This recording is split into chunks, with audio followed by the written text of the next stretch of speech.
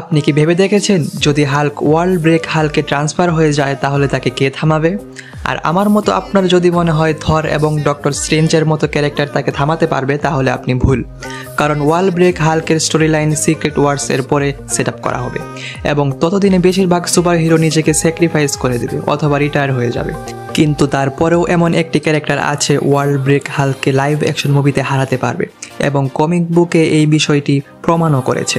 কমিক্সে যখন Hulk world break হাল্কে transform হয় তখন লিটারেলি কেউ তাকে থামাতে পারছিল না।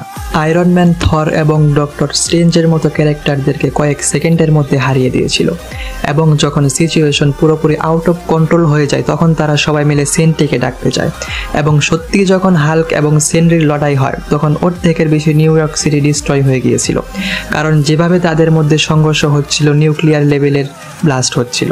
অ্যান্ড অ্যাট লাস্ট যখন বাজেভাবে ড্যামেজ হয় সেন্ট্রি, তারপরেও কোনোভাবে হাল্ক ওয়ার্ল্ড ব্রেক হাল্ককে হিউম্যান ফর্মে নিয়ে এসে ছাড়ে।